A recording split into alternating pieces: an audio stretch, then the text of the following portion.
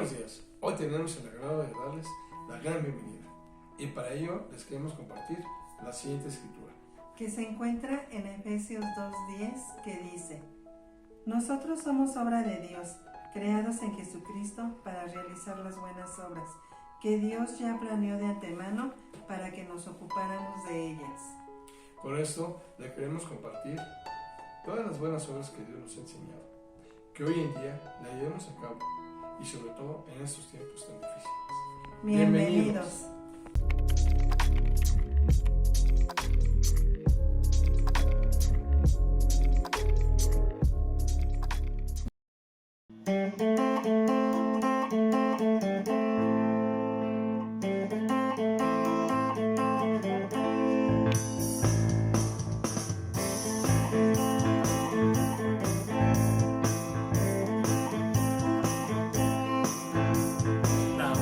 Razón de mi adoración, eres tú mi Jesús, el único motivo para vivir, eres tú mi Señor, mi única verdad está en ti, eres mi luz y mi salvación, mi único amor, eres tú Señor, y por siempre te alabaré.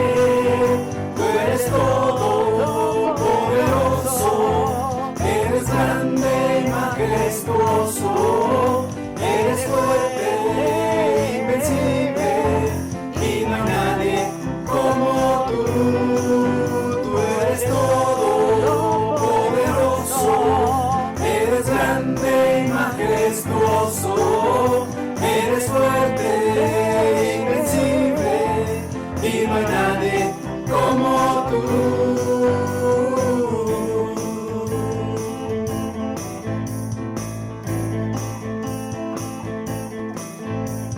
La única razón de mi adoración, eres tú mi Jesús, el único motivo para vivir, eres tú mi Señor, mi única verdad está en ti, eres mi luz y mi salvación, mi único amor, eres tu Señor, y por siempre te alabaré. Tú eres todo poderoso, eres grande y majestuoso, eres fuerte, invencible, y no hay nadie como tú. Tú eres todo poderoso, eres grande y majestuoso, eres fuerte, invencible, y no hay nadie como tú.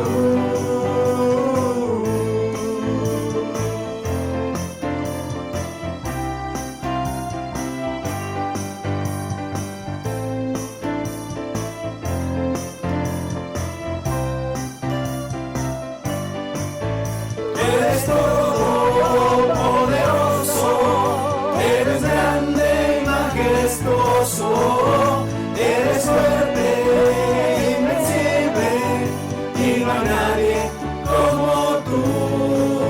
Tú eres todo poderoso, eres grande y majestuoso, eres fuerte, invencible, y no hay nadie como tú.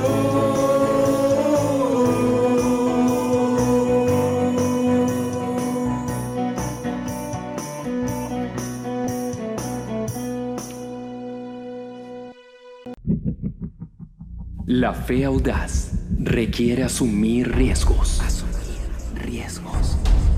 Requiere el valor para avanzar y enfrentar gigantes. Y para enfrentarse a lo desconocido. Sería más fácil permanecer en tu zona de comodidad. Pero cuando sales con valor hacia donde Dios te ha llamado, se hace historia. Y las vidas cambian para siempre. Debes ser atrevido y audaz para vivir Una extraordinaria vida de fe. Hola, buenos días. Qué gusto tenerte nuevamente acá. Recibe un saludo desde donde quiera que nos veas. El día de hoy estamos de inicio de serie. Vamos a iniciar una nueva serie. Como te invitaba en la semana, si recibiste la invitación, si no, bienvenido. Si eres alguien que nos sigue de manera continua, bienvenido a esta nueva serie que se llama Una extraordinaria vida de fe. Vamos a hablar de fe. Y antes de empezar, quiero advertirte de algo. Que en algunas de las cosas que las Escrituras van a hablar, van a confrontar nuestra vida y van a desafiar nuestra vida. Y de manera particular quiero decirte que no tengo nada con ninguno de ustedes. Algunos ni siquiera los conozco, y a quienes conozco, las cosas que vamos a hablar no es porque yo sienta algo en contra tuya. Que quiero advertir esto para que no pienses es que alguien le contó de mi vida, es que alguien le dijo, por eso es que está hablando acerca de esto. Así que, dicha esta advertencia, vamos a empezar. Y vamos a empezar nuestra serie con esa escritura base que está en Romanos 1, 16 y 17. Es Pablo hablando y dice: a la verdad, no me avergüenzo del evangelio, pues es poder de Dios para la salvación de todos los que creen, de los judíos primeramente, pero también de los gentiles. Pablo estaba diciendo que el evangelio, que el anuncio de que en Jesús tenemos una vida extraordinaria, esto es poder de Dios para la salvación de todos los que creen. Es necesario creer para que estas buenas noticias se hagan efectivas en nuestras vidas. Y continúa en el 17. De hecho, en el evangelio se revela la justicia que proviene de Dios, la cual es por fe de principio a fin, tal como está escrito: el justo vivirá por la fe. Esta buena noticia, para la cual necesitamos creer para que se haga efectiva, en ella se revela la justicia que proviene de Dios, la cual es por fe de principio a fin. Es necesario creer. Y esta justicia, la que nos acepta como hijos de Dios, para que nosotros podamos creer en esta firmeza, en esta certeza, necesitamos que sea por fe, de principio a fin. Y dice claramente, haciendo referencia a una cita del Antiguo Testamento: el justo vivirá por la fe. La justicia que podemos obtener de parte de Dios va a ser efectiva, la vamos a vivir por medio de la fe. ¿Te das cuenta lo importante que es la fe en nuestras vidas? Es demasiado importante. No es como tú ves las cosas, es como Dios ve las cosas. ¿Ok? Es como Dios ve a nuestra nación, es como Dios ve a tu familia, es como Dios ve a tus problemas. No se trata de cómo nosotros la veamos. Y así nosotros podamos sentirnos dichosos de saber que somos hijos de Dios y creer esto. Una profundidad más en este concepto de la fe. Te decía algún tiempo, no es que tú creas en Dios, no es que tú le creas a Dios, sino que tú creas quién eres para Dios. Y así como esto, que así podamos ver todas las demás cosas de acuerdo a los ojos de Dios. Pero quiero también que pueda quedarnos de manera muy clara qué no es la fe. Si la fe es tan importante para Dios, que podamos entender también qué no es la fe. Y va a aparecer acá, ¿qué no es la fe? La fe no es un deseo. La fe no es tener un sueño y por ese sueño, ese deseo, yo tengo fe. Eso no es la fe. No sé si a ti te pasó, pero cuando éramos niños, yo deseaba tener un carro, un auto. Pero por tanto desearlo, no significara que yo lo iba a tener. Número 2, no es fingir que algo sea verdad cuando no lo es.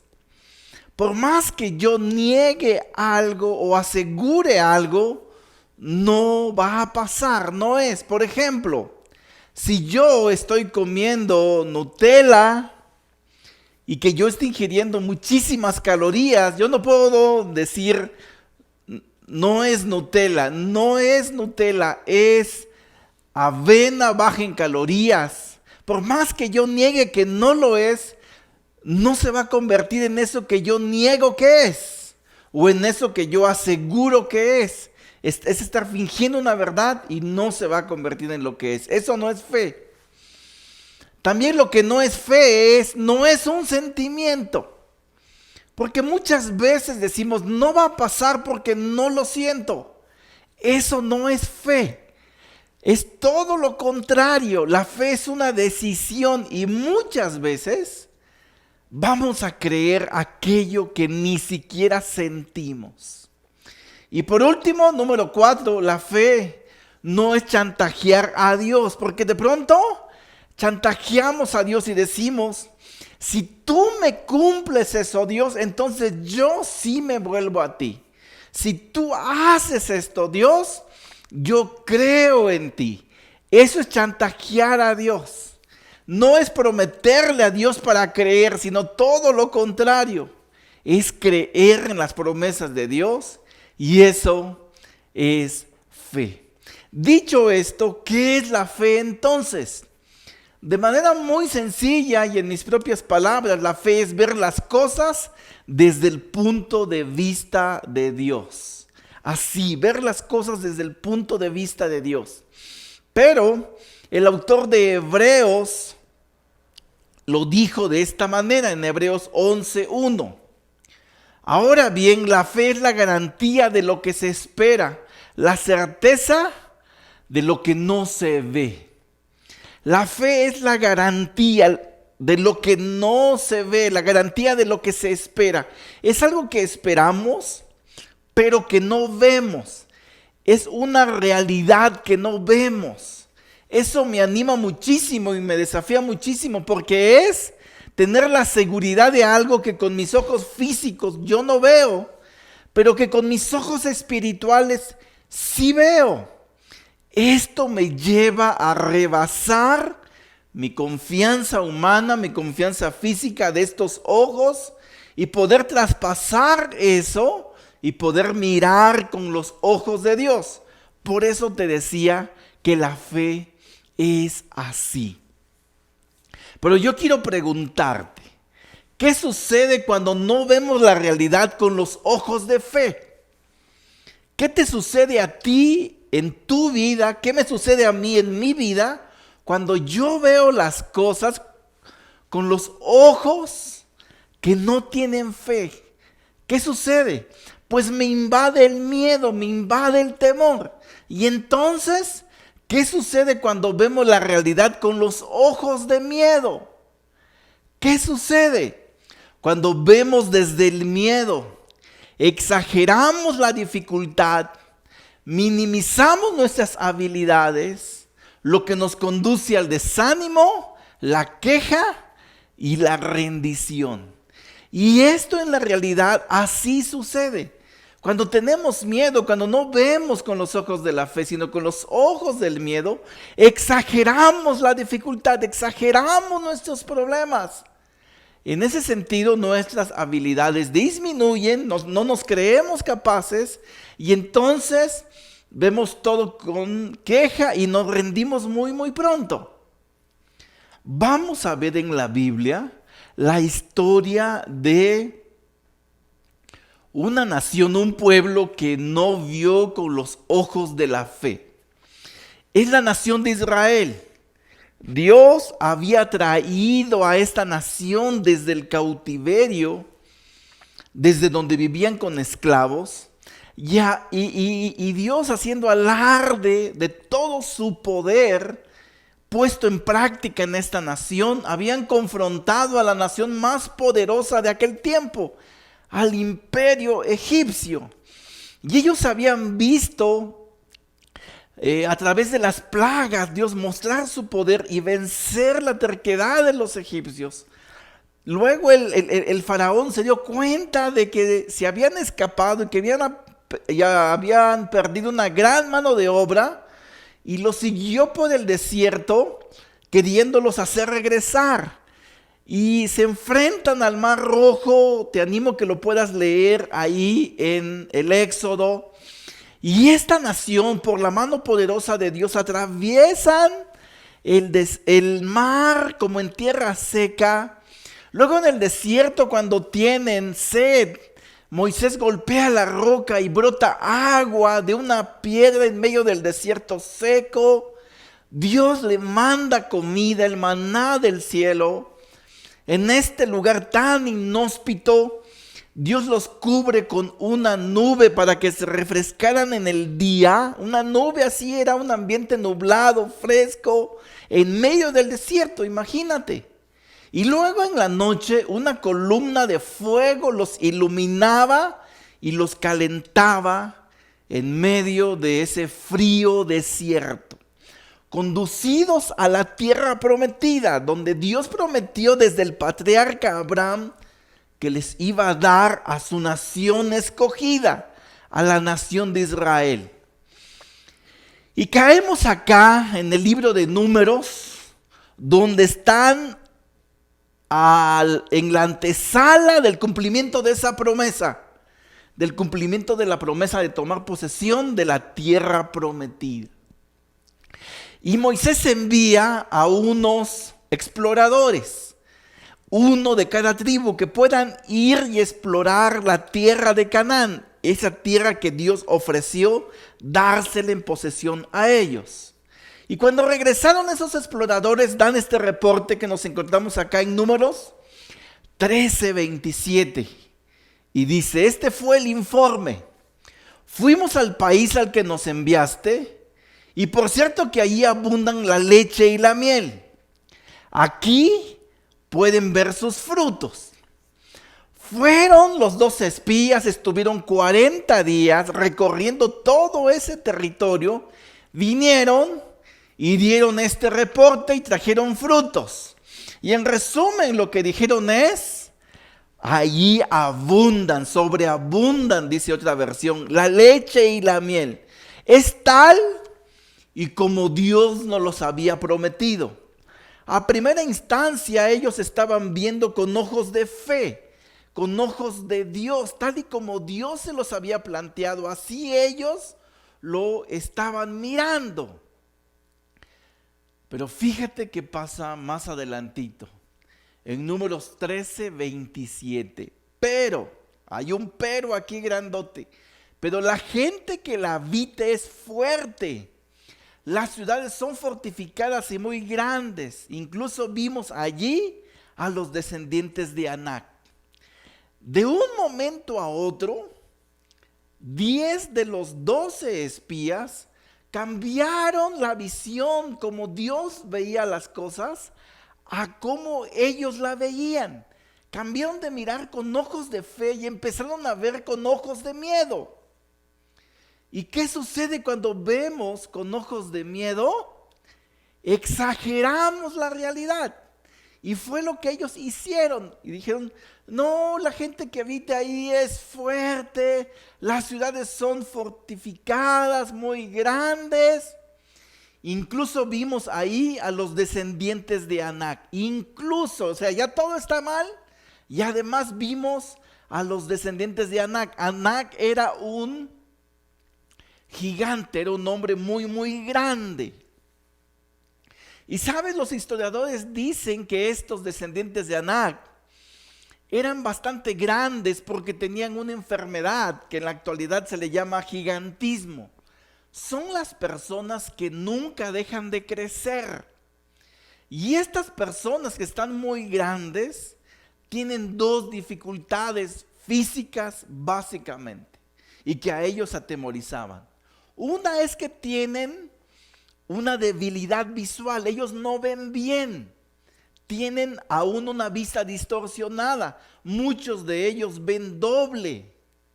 Y otra debilidad física es, como siempre están creciendo, sus huesos son muy frágiles, no son fuertes.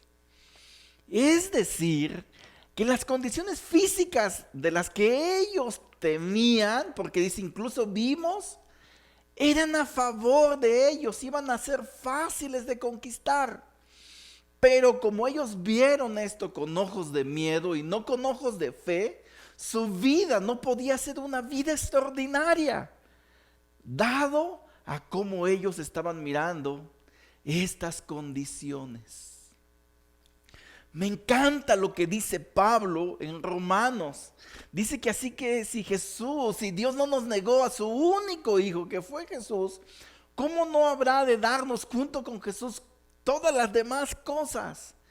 Me encanta porque así es como Dios ve las cosas, con fe, con atrevimiento, sin limitaciones, dándonos todo más allá, a manos llenas. Y me asombra mucho porque esta nación ya habían visto grandes obras realizadas por Dios en sus vidas. Te repito, habían enfrentado a la nación más poderosa, al imperio egipcio, y los habían derrotado, habían salido de esa esclavitud de 400 años. Y ahora, como tenían tanto temor, todo lo analizaban y lo veían de acuerdo al temor. Y esta tribu local, estas tribus locales, ahora tenían miedo de poder enfrentarlos. ¿Qué pasa si seguimos viendo todas las cosas desde el miedo? Primero, exageramos la dificultad y segundo, minimizamos nuestras habilidades, porque ellos se habían convertido en un pueblo guerrero. Y en este momento ya no estaban viendo esas habilidades que tenían. Por eso en Números 13:31 dicen lo siguiente. Pero los espías que fueron con él dijeron: no seremos capaces de atacar a esta gente porque ellos son más fuertes que nosotros. Cuando ves el del miedo, minimizas tus capacidades. Ellos ni siquiera sabían que este pueblo, los pueblos que vivían allí en esta tierra, que había que conquistar por mandato y promesa de Dios, no eran un pueblo guerrero. De hecho, 40 años después que otra generación los conquistó, cuando los conquistaron, esta tribu local les dijeron: nosotros vivimos aterrados 40 años pensando que ustedes iban a venir desde el primer día a conquistarnos y que íbamos a ser derrotados porque nosotros sabíamos todo lo que Dios, el Dios de ustedes, había hecho por ustedes contra el imperio más poderoso, contra los egipcios. Y nosotros vivimos atemorizados 40 años pensando que en cualquier momento ustedes iban a venir a conquistarnos y nos iban a vencer. Dicho de otro modo, estas tribus locales tenían más fe en el Dios Todopoderoso que esta misma nación. Y entonces cuando ellos llegan acá, dice: no seremos capaces de atacar a esta gente porque ellos son más fuertes que nosotros. ¿Te das cuenta cómo cuando no vemos con fe, cuando la fe no nos impulsa el miedo, y entonces todas las capacidades que Dios ya les habían dado, ahora se estaba reduciendo a capacidades muy mínimas? Dice luego en Números 13, en el 32, la segunda parte y 33. La tierra que atravesamos y exploramos devora a todo aquel que vaya a vivir ahí. Todos los habitantes que vimos son enormes, hasta había gigantes, los descendientes de Anac. Al lado de ellos nos sentíamos como saltamontes y así nos miraban ellos. ¡Guau! ¡Qué extraordinario cuando nos invade el miedo! De veras, suceden cosas extraordinarias en nuestro interior cuando nos invade el miedo. Y el miedo es lo opuesto total a la fe. Una vida de miedo aniquila una vida de fe. Y fíjate ellos cómo empezaron a imaginar cosas. Dice: la tierra que atravesamos y exploramos devorará a todo aquel que vaya a vivir ahí. ¿Cómo lo sabían? ¿Cómo sabían que iban a ser devorados por todos los que van a vivir allá? Eran sus maquinaciones, eran imaginaciones suyas. No era verdad, solo porque tenían miedo, solo porque no confiaban en Dios, porque no veían a Dios detrás de lo que Él les había prometido. Y todavía dice: nos sentíamos como saltamontes y así nos miraban ellos. Esto era una suposición, era una imaginación, y eso nos pasa cuando tenemos miedo. Empezamos a nosotros generarnos un miedo y pensamos que la gente así piensa de nosotros. Pero la gente no piensa eso. Quien lo está pensando somos nosotros. Y lo creemos tanto hacia lo malo, hacia el miedo, que empezamos a pensar que así piensan de nosotros. Y luego sucede algo también, que lamentablemente cuando éramos niños, nuestros papás o los maestros nos metieron tantas cosas negativas en nuestra cabeza que se quedaron ahí tan fijas y tan firmes que muchas veces eso ha determinado nuestra vida. Y es bien difícil romper con eso. Te comparto que cuando yo era recién convertido hace 27 años, compartíamos esa práctica que en la iglesia tenemos, que les llamamos citas, para poder servir a nuestras hermanas y cuidarnos entre sí. Y una de ellas, me acuerdo que cuando recién me convertí, me preguntó: ¿cuáles son tus sueños? Y yo me acuerdo haberle dicho: yo quiero predicar, yo quiero estar un día al frente y predicar, porque me impresionaba tanto cómo los hombres eran usados por Dios. Y yo le dije: ese es mi sueño, yo quiero predicar. Y en vez de que ella pudiera impulsar mis sueños, me acuerdo que me dijo: sabes, eso nunca vas a poder hacerlo. No, hablas tan mal, ni siquiera se te entiende lo que hablas a veces. No vas a poder. Y la verdad que eso por muchísimo tiempo me persiguió en mi vida, en mi conciencia, me llenó de miedo. Y algunas veces que me pidieron compartir algo al frente, lo único que venía a mi mente eran las palabras que ella me dijo. Por cierto, ya ni está ahí. Bueno, no tengo nada contra ella, pero si viera ahora, ¿no? Tampoco digo que lo haga tan bien, pero bueno, aquí estoy. Pero siempre era pensar: ella me dijo que no iba a poder y no puedo.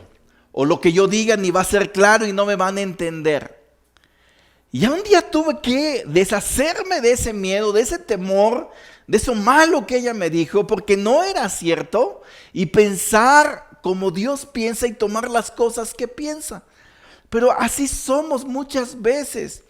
Pensamos cosas malas de nosotros y pensamos que la gente eso piensa, y la gente ni piensa eso de nosotros. La gente ni piensa eso, aún en este tiempo. No sé qué es lo que ha invadido tu vida, si el miedo, pero muchos están pensando que como el tiempo es malo, van a perder sus trabajos. Y tal vez ha habido despidos ahí, pero yo conozco a alguien que un día en su departamento corrieron a todos del área de ventas y él fue el único que se quedó. Porque el hecho de que corran a todos no significa que te van a correr a ti. Y si te corrieran a ti, ¿qué de eso si tu vida está en manos de Dios? Y Dios prometió que íbamos a pasar por tiempos difíciles. Sí, lo aseguró. Pero también aseguró que cuando hubieran, Él iba a estar en medio de nosotros. qué gran promesa. Entonces, no les creas. Luego, cuando vemos desde el miedo, exageramos la dificultad, minimizamos nuestras habilidades, lo que nos conduce al desánimo. Fíjate qué pasó con ellos después en Números 14:1. Entonces toda la comunidad empezó a llorar a gritos y así continuó toda la noche. Se llenaron de desánimo. Empezaron a llorar a gritos toda la noche. Imagínate ahí llorando. ¡Ay, qué hago acá! Voy a morir. No me imagino estar en un ambiente así de llorones, de chillones. Pero imagínate, ahí 2 millones de personas reunidas y estar llorando toda la noche. Sería terrible haber estado en un ambiente así, ¿verdad? Empezaron a llorar y a gritar toda la noche de desconsuelo. ¿Sabes por qué la gente no se atreve a desafiar su comodidad y sus miedos? La serie que acabamos de terminar, de enfrentar con valentía toda la serie de cosas pecaminosas que traemos aún. ¿Sabes por qué muchas veces los países no cambian? Por gente tan miedosa que no se atreve a desafiar el status quo, el status normal de una vida cómoda. Y muchos podemos llegar a decir esto. ¿Lo has escuchado? Más vale malo conocido que bueno por conocer. Te lo repito, más vale malo conocido que bueno por conocer. Y eso no es cierto, no vale más algo malo. Malo conocido, hay tanto por descubrir si vemos la vida por medio de la fe. Por eso yo estoy convencido que podemos tener esta vida extraordinaria si nos aferramos a mirar las cosas como Dios las mira. Continuando, cuando vemos desde el miedo, exageramos la dificultad, minimizamos nuestras habilidades, lo que nos conduce al desánimo y la queja. En Números 14:2 dice: todos los israelitas hablaron mal de Moisés y de Aarón y decían: mejor hubiera sido morir en Egipto o morir de una vez en el desierto. Hablaban mal de Moisés y de Aarón y decían, es decir, se metieron con los líderes. La queja los motivaba. Si yo no puedo enfrentar esto porque tengo miedo, ¿qué hago? Buscar un culpable. ¿Y sabes qué siempre hacemos? Pensar en que los culpables están fuera de nosotros. Pensar que los culpables no somos nosotros. No tomas tu responsabilidad.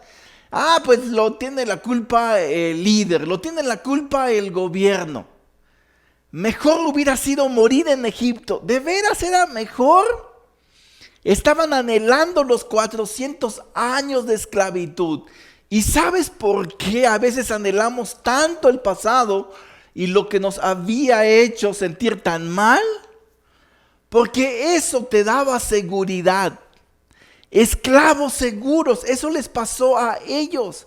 Pero no era mejor lo que estaba enfrente de ellos, pero necesitaban desafiar tanto sus vidas cómodas y poder pelear contra esas naciones.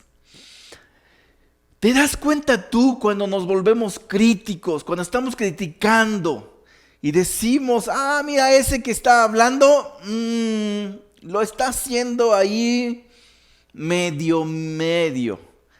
Yo pudiera hacerlo mejor. Si yo lo hiciera, si hubiera dicho esto, si hubiera dado tal ejemplo. Y sabes que la gente inconforme, la gente llena de miedo, la gente que lleva esa vida mala y que dice más vale malo conocido que bueno por conocer, y que quieren vivir de esa manera y que se sienten tan amargados a veces y tan mal, pero que prefieren esa vida. ¿Sabes por qué critican a los demás?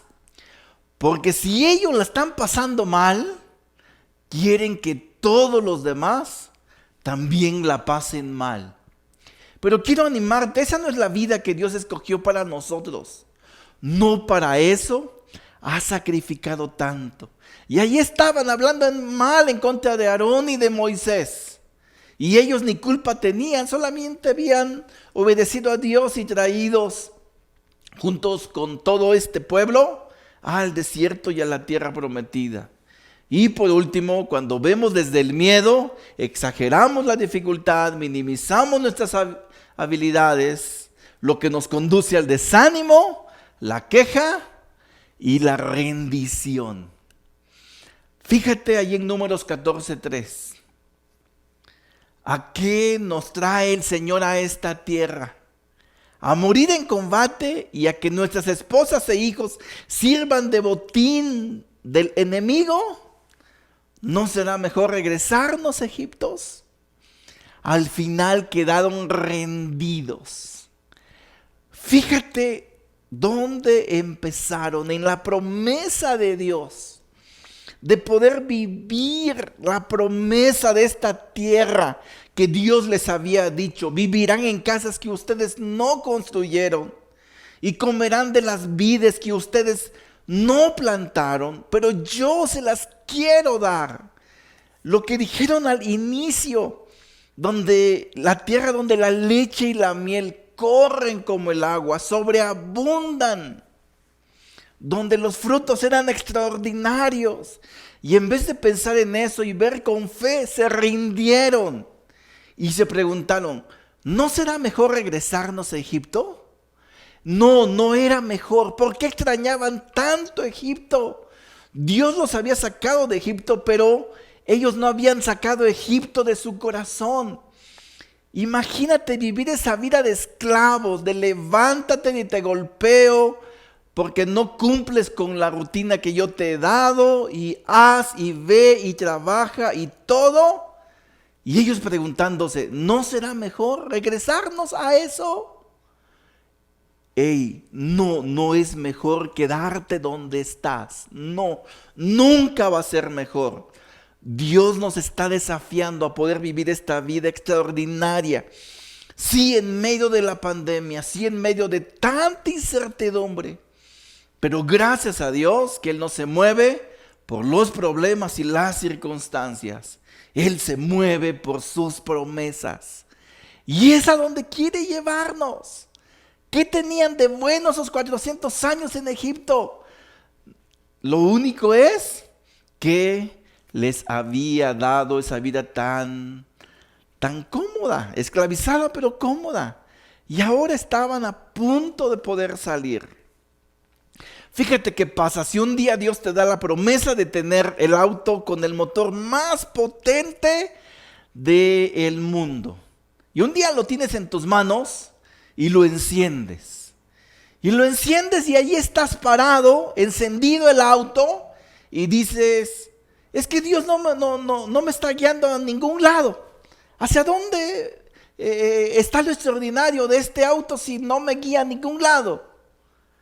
Y Dios te diría, ¿y ya le pisaste el acelerador? Písale el acelerador. Desafíate a eso y entonces sí pídeme que yo te guíe, pero con el acelerador hasta el fondo. Yo te quiero desafiar que pises el acelerador. Y a partir de esta serie, al final no te voy a dar una actividad de la semana, sino va a ser el desafío de hoy. Quiero desafiarte a enfrentar tus miedos, que escribe tus miedos en algún lado, enfrente esos miedos y que tú puedas orar. Yo quiero ser ese hombre y esa mujer que enfrente a sus miedos. Y aunque puedas preguntarte, ¿cuál es el miedo más grande que te tiene paralizado? ¿Cuál es? Porque Dios nos ha prometido una vida extraordinaria de fe. Y la fe es lo que va a impulsarnos a salir de esa vida cómoda, de esa vida común, donde yo mismo me siento que necesito partir de ahí. Y es la promesa de Dios que lo va a hacer con nosotros. ¿Te sientes desafiado? Ese era el propósito. Acompáñame a orar. Vamos a orar. Querido Señor, gracias por desafiar nuestra fe. Y queremos decirte, Padre, que vamos a ver nuestros miedos, no vamos a quedarnos en ellos, vamos a enfrentarlos. Queremos ver a través de tus ojos, a través de los ojos de fe, que quieren impulsarnos hacia una vida diferente. Gracias, Dios, porque queremos lograrlo contigo. Gracias, Jesús, porque tú nos enseñaste a vivir cada día en esta vida de cambios, de esta vida extraordinaria de fe a tu lado. Lo hemos visto, así como estos israelitas que habían visto tu poder, nosotros lo hemos visto y queremos vivir desafiando nuestra estabilidad emocional. Vivir de acuerdo a ti. Gracias, a ti sea el honor y la gloria. A través de Cristo oramos. Amén. Te animo a que no te pierdas las demás clases, porque van a ser para ver cómo Dios mira las cosas. Nos vemos a la próxima. Adiós.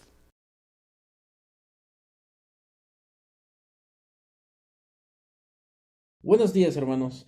Hoy tengo el privilegio de compartirte el mensaje de la Santa Cena y por eso, por favor, acompáñame a la escritura que está en 1 Corintios 11, 23 al 26, que dice así: porque yo recibí esta tradición dejada para el Señor, que yo a mi vez les transmití, que la misma noche que el Señor Jesús fue traicionado, tomó en sus manos pan, y después de dar gracias a Dios, lo partió y dijo: esto es mi cuerpo que muere en favor de ustedes, hagan esto en memoria de mí. Así también, después de la cena, tomó en sus manos la copa y dijo: esta copa es la nueva alianza confirmada con mi sangre. Cada vez que beban, háganlo en memoria de mí. De manera que hasta que venga el Señor, ustedes proclamen su muerte cada vez que comen de este pan y beben de esta copa. Amén. Hermano, es el momento de tomar el jugo y el pan que representa el cuerpo y sangre de nuestro Señor Jesucristo. Es la alianza que representa el pacto, el perdón de nuestros pecados. Siéntete dichoso, hermano, de tener la oportunidad de celebrar esta tradición, la cena del Señor, que dio su vida por ti y por mí, por el perdón de nuestros pecados.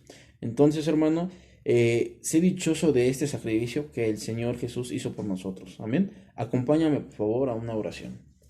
Señor Dios Todopoderoso, buenos días. Dios, gracias Dios por este jugo y el pan que representa el cuerpo y sangre de su Hijo Jesús. Dios, gracias Dios por esta alianza, gracias por este pacto, Dios, por habernos perdonado nuestros pecados. Dios mío, le doy tantas gracias, Dios. Dios, pues, sin duda alguna vamos a estar aquí, Dios, celebrando este pacto, Dios, hasta la venida nuevamente de su Hijo Jesús, Dios. Bendíganos, Dios mío, y para usted sea la gloria y honra. Todos estos olores se lo pido en nombre de su Hijo Jesús. Amén.